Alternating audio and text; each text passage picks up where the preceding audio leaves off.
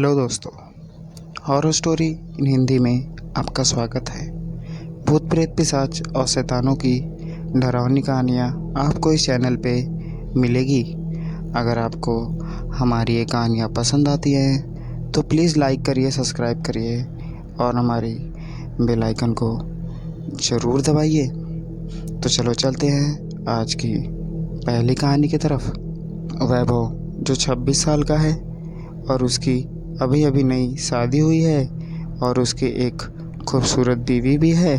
यह दोनों हनीमून मनाने हिमाचल गए थे, जहां उन्होंने 4 दिन गुजारे। अब इनके दिल्ली आने का समय हो गया था। दोनों अपनी गाड़ी में बैठकर दिल्ली के लिए चल दिए। रात के 11 बज रहे थे। अब तो हिमाचल की घाटी को पार करने ही वाले थे। रात के 11 बज रहे थे। अब वो हिमाचल की घाटी को पार करने वाले थे। रोड बिल्कुल सुनसान थी और गाड़ी बिल्कुल तेज़ी से जा रही थी। अचानक वैभव को अपने गाड़ी के आगे एक औरत दिखी, जिसने लाल रंग की साड़ी पहनी थी और वह दूर से ही हाथ हिला रही थी। उसको देखकर वैभव की बीवी ने बोला कि गाड़ी को मत रुकना, ये लोग लूटपाट करने वाले हो सकते हैं। लेकिन वो औरत गाड़ी के सामने आ गई, जिससे वैभव को गाड़ी रोकनी पड़ी।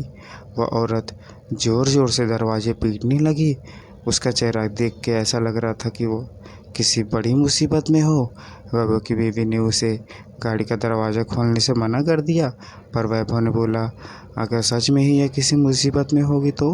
इसलिए वैभव ने दरवाज़ा खोल दिया और दरवाज़ा खोलने के बाद वह औरत से पूछा क्यों, क्या बात है।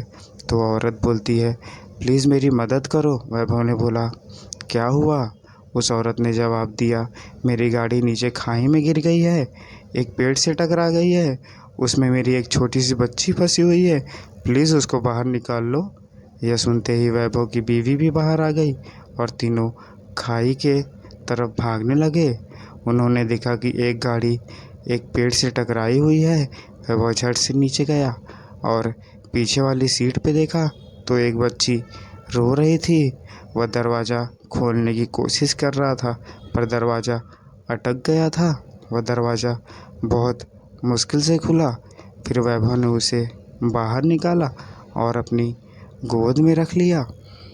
दोस्तों, पर वो लड़की अभी भी रोए जा रही थी, मम्मी मम्मी कह रही थी। तभी वैभव की नज़र आगे वाली सीट पे गई, लेकिन आगे वाली सीट का शीशा धुंधला था, जो साफ नहीं दिख रहा था। तो वैभव ने उसे एक कपड़े से साफ किया और जो वैभव ने देखा वह देख के उसके पैरों से ज़मीन ही खिसक गई। उसको विश्वास ही नहीं हो रहा था। उसने देखा कि आगे वाली सीट पर और कोई नहीं, उसकी माँ थी, जो हाईवे पर मदद मांग रही थी। उसने देखा वो औरत के माथे पर खून निकल रहा था, उसकी मौत हो चुकी है। वैभव की पत्नी ने वैभव का हालत देखकर झट से उसके पास आई। वह भी यह मंजर देख के हैरान हो गई। यह देखते ही वैभव और उसकी पत्नी ने पीछे देखा और देखा तो वहाँ कोई नहीं खड़ा था। दोस्तों, यही होती है माँ की ममता। मरने के बाद भी अपने बेटे और बच्चों को कभी नहीं भूलते। धन्यवाद। जय हिंद।